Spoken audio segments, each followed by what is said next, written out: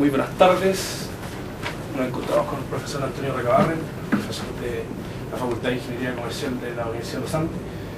Vamos a conversar un poco sobre el tema de la discriminación de los accionistas minoritarios.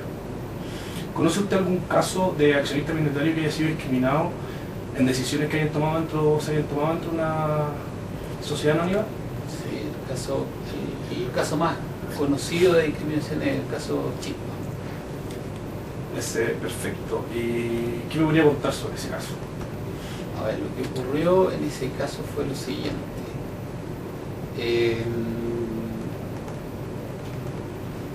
Tú tenías una sociedad anónima que se llamaba Enersis.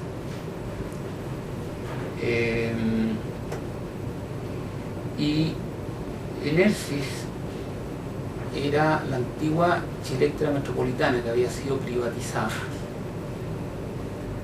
Entonces, cuando se privatizó Enersis, una parte de las acciones la compró el público y otra parte de las acciones le fue entregada a todos los trabajadores de Enersis. Perfecto. ¿En dos tipos de acciones? No, hasta ahí era el mismo tipo de acción.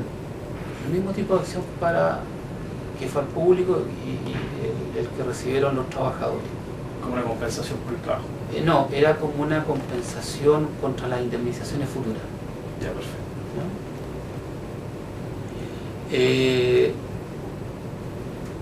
Y eso se mantuvo así como por un par de años, y Enersis durante esos 2 años creció bastante en la cantidad de activos que tenía. Y creció básicamente con endeudamiento. Se fue endeudando y comprando activos, compró el 20% de Endesa, compró algunas otras participaciones en generadoras eléctricas. Y entonces llegó el año 90-91, y en donde Enersis decidió salir a América Latina, a Argentina y a Brasil básicamente. Creo que fue a Colombia también, pero Argentina y Brasil es donde tenían la mayor parte de los activos. Entonces ocurrió que para poder ir a esos países necesitaba endeudamiento para financiar la compra de activos en esos países. Entonces los bancos se mostraron reticentes a prestarle dinero a Enersis porque ya le habían prestado bastante plata. Se ven a buscar. Entonces lo que hicieron fue lo siguiente. Los bancos, en el fondo, lo que le dijeron a Enersis fue: mira, nosotros confiamos en la administración de Enersis. Entonces pero resulta que la administración de Enersis no tiene el control de Enersis. Los cuestionadores famosos. El gerente, el equipo de gerentes no tenía el control de Enersis. El control de Enersis estaba desparramado en AFP, en público, etc. Entonces los bancos le dijeron: nosotros estamos dispuestos a prestarle a los controladores, o sea, al equipo gerencial de Enersis, siempre y cuando controle Enersis. Entonces, ¿qué es lo que hizo el grupo de gerentes de Enersis? Convidó a un grupo de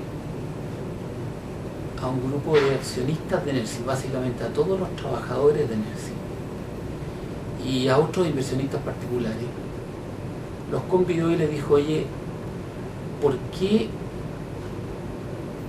las acciones de Enersis ustedes no la aportan a una sociedad holding que se llama Chispas? Y otra... Ahora, en Chispas se crearon 2 tipos de acciones: las acciones tipo A y tipo B. Las acciones tipo A eran dueñas de acciones Enersis, y las acciones tipo B también eran dueñas de acciones Enersis, pero con una diferencia, que tenían el poder para nombrar a el directorio, el directorio completo.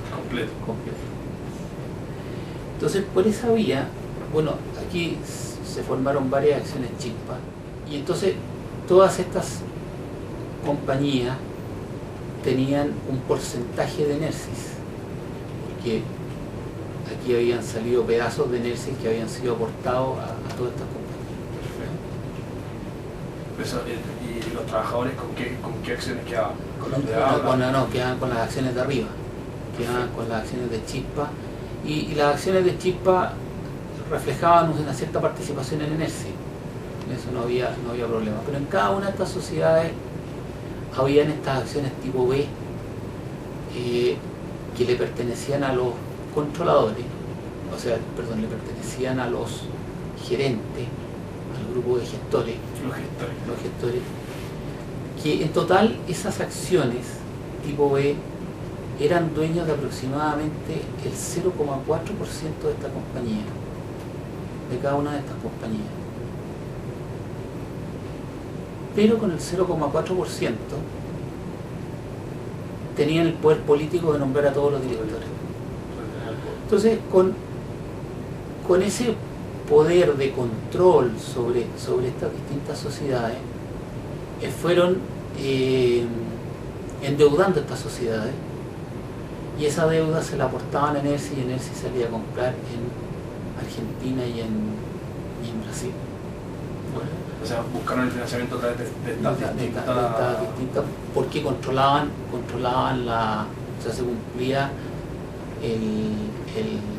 lo solicitado por los bancos de que ellos le prestaban al equipo gerencial siempre y cuando controlara la sociedad. Perfecto. O sea, a la larga el banco puso la cláusula. El banco hizo que ellos tuvieran el control sobre el directorio. O sea, no es que hizo, sino que el banco lo pidió como condición. Ahora era problema de ellos como lo armaban. Hacían. Perfecto. Y esto funcionó así durante muchos años. Hasta que llegó el año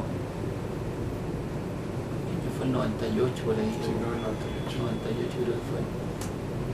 Cuando Endesa quiso comprar. Claro, cuando Endesa España quiso comprar